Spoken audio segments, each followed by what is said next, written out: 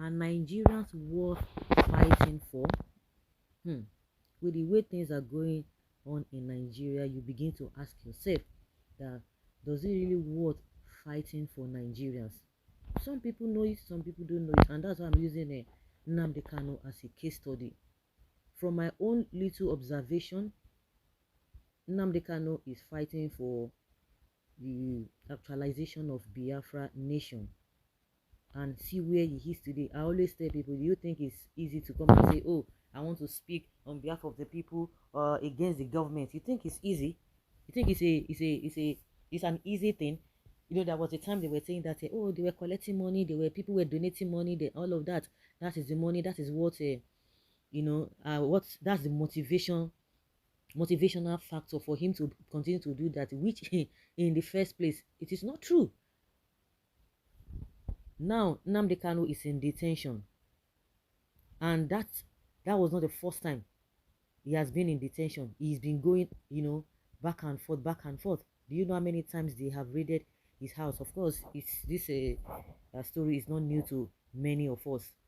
But like I said, from my own little observations, does it worth fighting for? Does the people, do people really who is fighting for? Do they really does it worth it in the first place? To a very large extent, I say the Biafrans that he's fighting for, apart from the politicians and those who are neither here nor there. There was a time somebody came last week and said, oh, there is nothing like a Biafra nation. Nobody should talk about any Biafra nation. That in his lifetime, he does not want that to happen. I've forgotten his name. I did the video in this platform. So he was saying that he doesn't want a Biafra nation to be actualized and all of that. He gave his reasons. That's his own opinion. And you begin to ask yourself, do people really appreciate from the people from the south eastern part of the country? Do they really appreciate it? I think majority of them, they appreciate him. They do appreciate him. But if you are talking generally concerning Nigeria, about situation of Nigeria, with the way politicians are dealing with Nigerians, most times they don't watch it. And that's why you see some people, they'll just throw their face somewhere. I bet I know, oh, I know who this person help. They will say a government word, then they carry on for it. Or you want to fight for people, then they carry on for it. Because the same people will come and tell you that who sent you, just like what happened in the Bible with Moses and the Israelites, when he fought for, he tried to defend one of his own and he saved the person's life. But at the end of the day, the same people or the same person that he saved and rescued and said, who sent you? Who made you a judge? It is really happening in our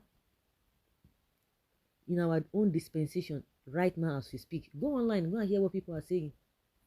Peter Obi is another person that they are vilifying left, right, and center. They will come and say, we don't have a opposition, a credible or strong opposition. And somebody who is speaking, who is trying to open up what is going on, they will say, oh, it is because he lost an election.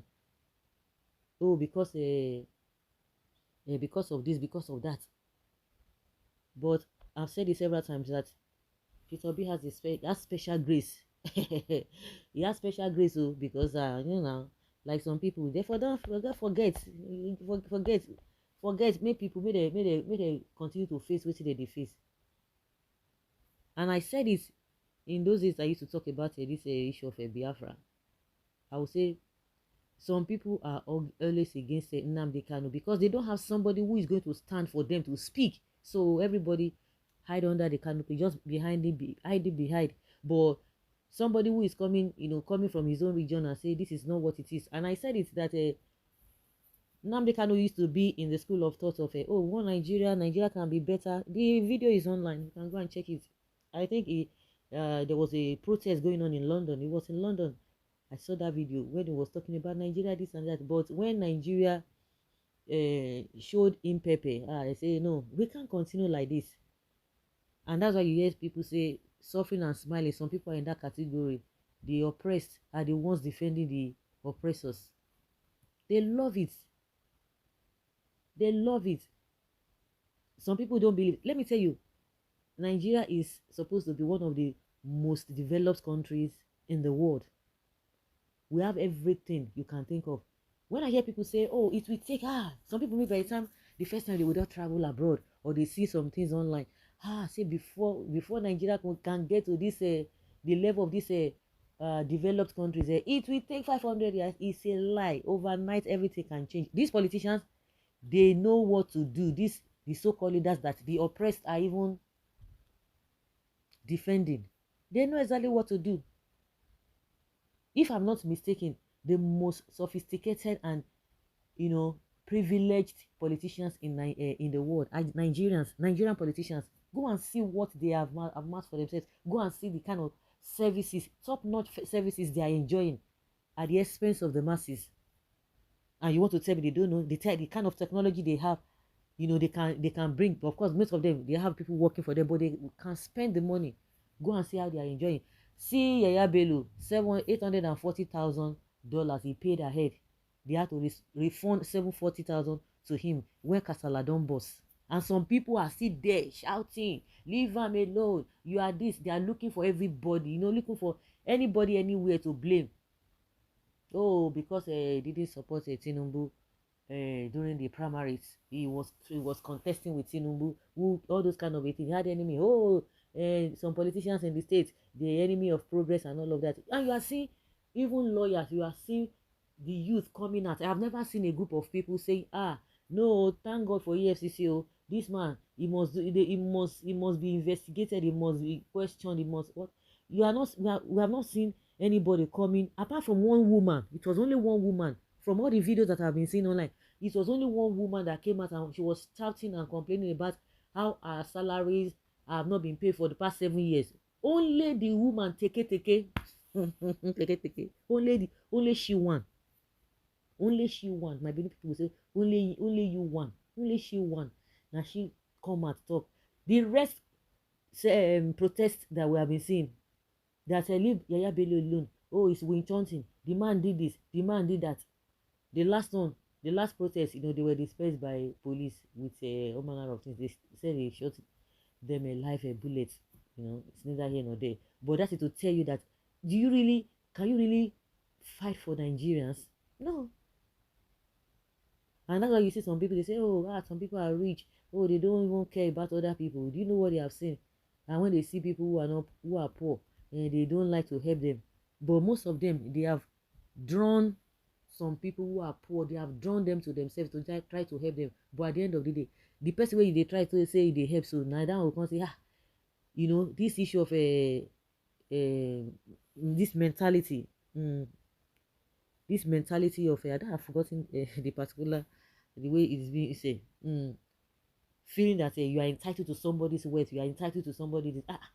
You will be saying you can't even boast of 10,000 naira. By the time you now come closer to the person who is not giving you 10,000 naira, you now say, the first time they will appreciate it, but before you know it's because you are used to the person. Why is the person giving me 10,000 naira? Say, and he has more than that. Oh, if he gives me 200,000 naira, no go fit shake him. How?